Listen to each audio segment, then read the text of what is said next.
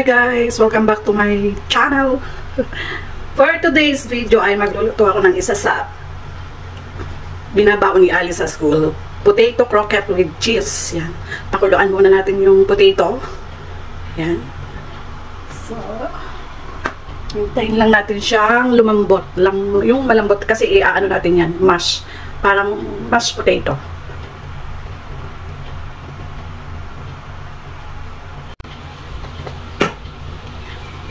Lagyan natin ng asin.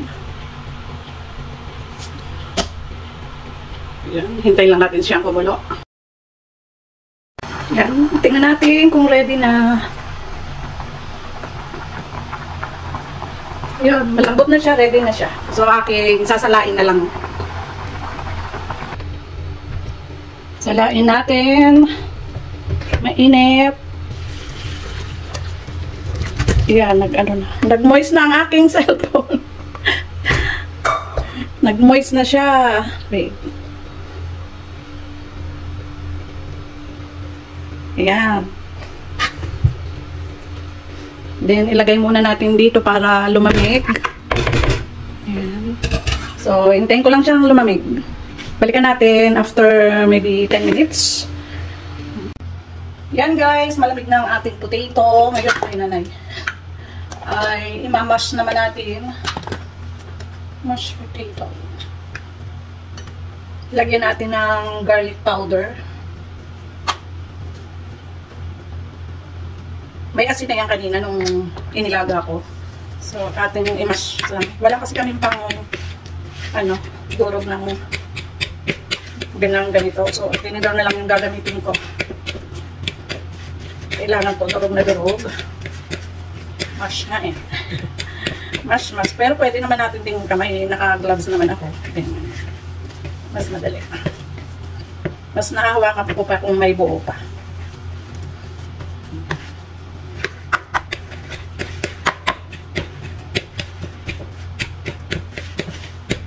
Kailangan lutong-luto yung ating patatas. At kailangan ay ganito yung texture niya, hindi siya basa.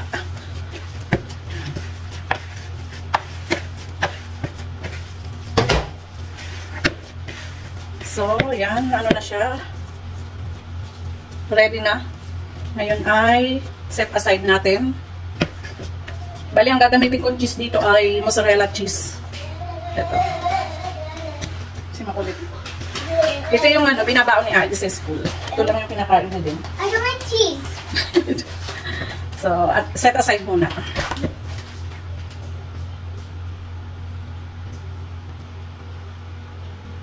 So, yun. Gagamit tayo dito ng 2 itlog at saka breadcrumbs. Yan. Lagyan muna natin dito.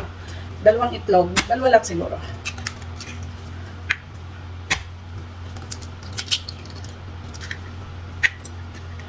So, dito sa itlog, lagay tayo ng kaunting asin. Kaunti lang. Oh. At black pepper. Wait, bobo.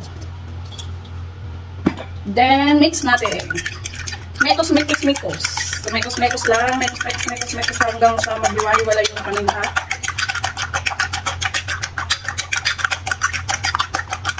Yan. Okay na to. Ito ka lang. At ating itong cheese natin ay ating ihiwain. Wait lang. Oh. Okay.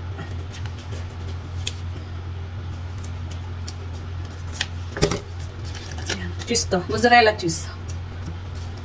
Hatiin natin sa 3. Then, hatiin pa natin dito. Ganyan.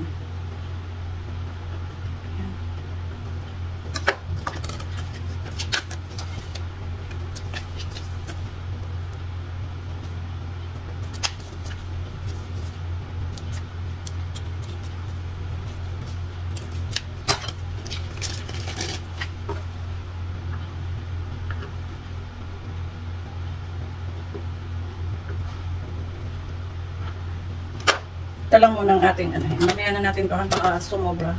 Ngayon ay kukuha tayo ng mashed potato, mga ganyan, small amount lang. Tapos, ganyan-ganyanin natin. Saka natin ipalaman yung cheese. Tapos, ganyan. Diba?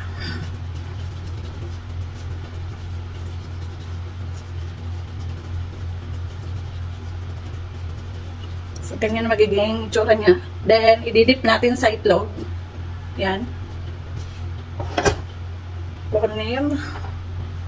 O, diba? Madaming trabaho.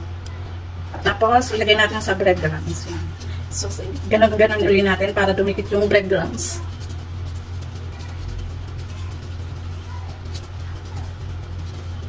Bali, piniprito to.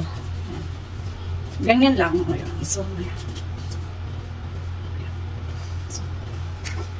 gawin ko lahat to. Lahat na itong natitira na to. Kailangan ko muna.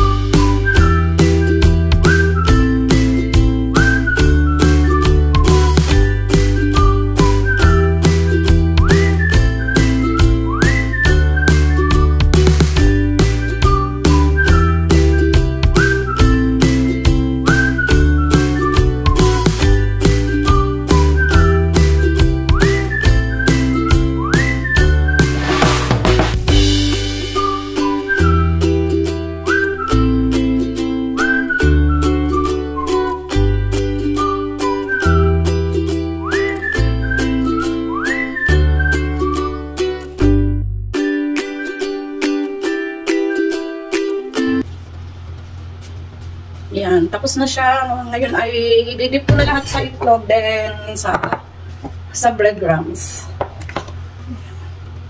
Pwede rin kayong gumamit dito ng ano, kahit anong cheese, cheddar cheese. Pwede rin.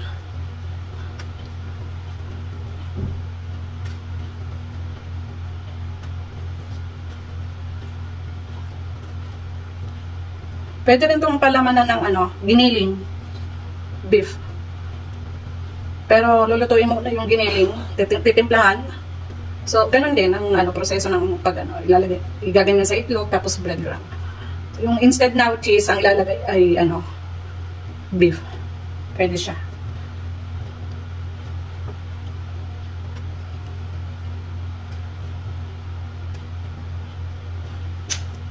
So, ilagay natin lahat to.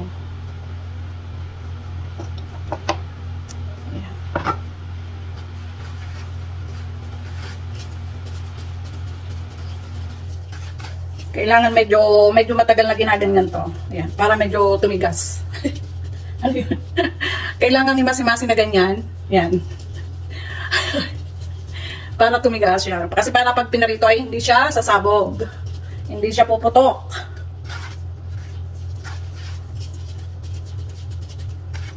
Dahil pag hindi mo yan ginanyan at malambot, tapos pinarito, sa ano yan, oops, puputok siya, then lalabas yung cheese. Aray ko, parang nagiging green yung akin. Sorry. O, ayan o. Diba? Pag ginanon, medyo ano. So, ganun lang. Hanggang sa matapos natin yung ano. And then, ipiprito na siya.